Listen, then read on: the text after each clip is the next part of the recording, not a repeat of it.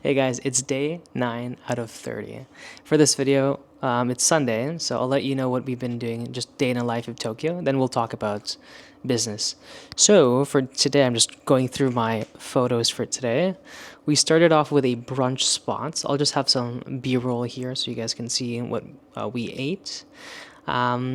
This place was called Number 4. We had some coffee and we ate outside. It was a bit chilly. But food was very, very good. I had chicken, like fried chicken, which was very, very good. Then we went to a place, we took a train to a place called Omotesando, one nice neighborhood in Tokyo. Here's my cat. We checked out some glasses, so I do need some new frames. So we checked out this nice glasses place. It was very, very bougie. They even served some alcohol, and it was really good aesthetics. The theme of the glasses place was more of like 70s, 80s, and 90s, where a lot of their products were based off of like pop stars, Ringo Starr, Bob Dylan, and etc. Even the music that they played too. So it was very artistic, even for just a regular glasses place. What I use right now is just Ray-Bans. And then we went. We wanted to go to one of my favorite jazz bars in Tokyo, Japan, which was called Blue Notes. We got some tickets. We waited for an hour, and then they mentioned like, oh, the performer is sick, so they had to cancel it last minute. So we decided to go to a bar called These. Beautiful aesthetics. We got some drinks there. And for some bars in Tokyo, what they do is they just give you like a basket of fruits, and you get to choose what fruits that you want. And then the bartender is going to create cocktails based off of the fruits that you choose. You just choose the base. Or you can just tell them the fruits, and and then you just say omakase, and then you just let the bartender do his magic. The menu was quite interesting. It was on a kid's book, and there was the actual food or like the menu on the book itself. It was more of like a bookstore type bar where we can just pick books out of the shelf and read them. I was reading a book based off of the rise of Japanese automaker factory of Honda, how they were the kind of like the small fish competing against Toyota and also Volkswagen, and also is talking about just some cultural impact with U.S. and also Japan, how Japan manufacturers went to America. I digress. It was a pretty good bar. I liked it because it was Sunday night and there's not a lot of people there, which was great. Okay, so that's what we did today for Sunday. Now let's talk about business. I got some questions from one of my clients. He asked in the Slack channel a few questions. His first question was a question on lead quality and if there's any differences. So his question was, what is the difference when you're running ads for a lead form without SMS verification versus a website opt-in? So we have to understand friction points and what is actually worth it. So for any type of funnel, if there's more friction, it means the cost is going to be a bit more expensive, right? The funnel, quote unquote, that has the most friction are live events. However, that is very, very expensive, but the quality of those types of people is very, very high. So in this case, he's asking about lead form with SMS, website opt-in, lead form with SMS verification, and lead form without autofill information.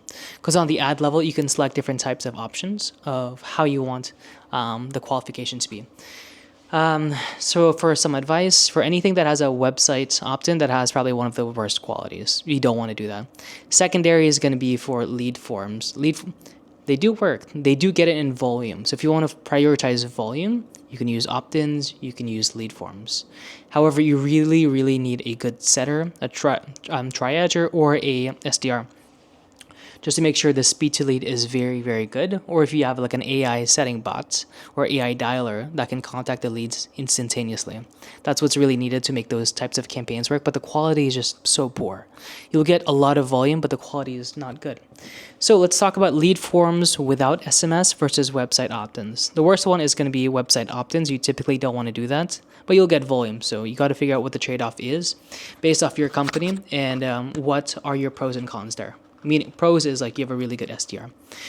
Okay, so website opt-in, one of the worst. Wouldn't recommend that. Lead form without SMS is fairly decent. I used to work with a client who's at $1 million per month, and all the setup for his ads, for his VSL call funnel for his clients was a lead form to a VSL. That did very well, but I saw the bottlenecks there. The bottlenecks was like lead quality was just really, really bad, and that's why a lot of his clients were complaining. That was a problem that I had to fix. So that does well, but I wouldn't recommend that even. I wouldn't recommend that at all.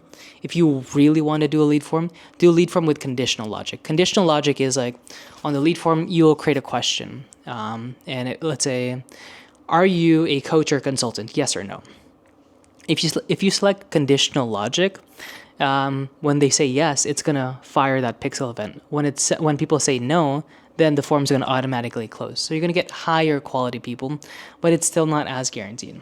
So quality is still gonna be low, but it's better than an opt-in, and it's better than a lead form without conditional logic, without SMS.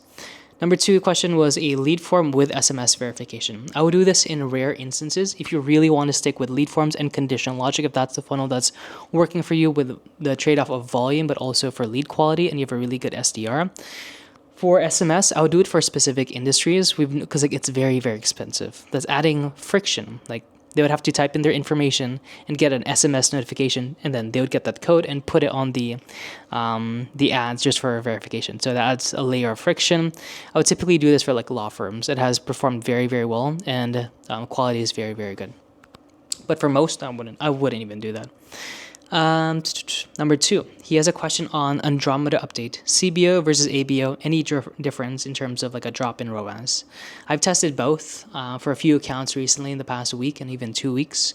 We typically start off with ABO. It depends on different types of structures. I'm going to create a separate video so I can help illustrate CBO and ABO.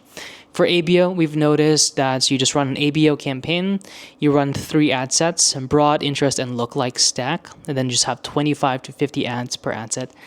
I've tried this myself. It didn't perform well in my experience. It did really, really bad.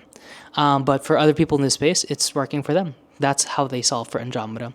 What has worked for me and a lot of my clients currently is just 2 ad sets or 1 ad sets, 1 broad USA or 1 broad top 5 geo, which are the top 5 English-speaking countries. And I'll just have 3 to 5 video ads that are all unique in those ad sets. And then I'll just horizontally scale the amount of ad sets I have in that ABO, right? If I have 50 ads, I break it down into 5 ads per ad set, then I have 10 ad sets. So 5 times 10, 50 unique ads. That's how I would run it there, because after 3 to 5 days, I know exactly what's the winning ad, what's the losing ad in terms of that variable. I get those winning ads and put it in a CBO scaling campaign. So in terms of what's working right now, it's still the same as before. So ABOs typically work very, very well. CBOs is really good for scaling. However, if you really want to do a CBO, make sure you're using spend it minimums. So on the ad set level, you can select how much money you want to really allocate for that specific ad. But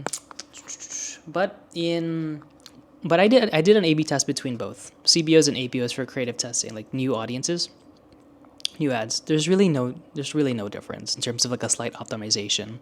Both work well, but you just got to know how to set it up properly and how to optimize it.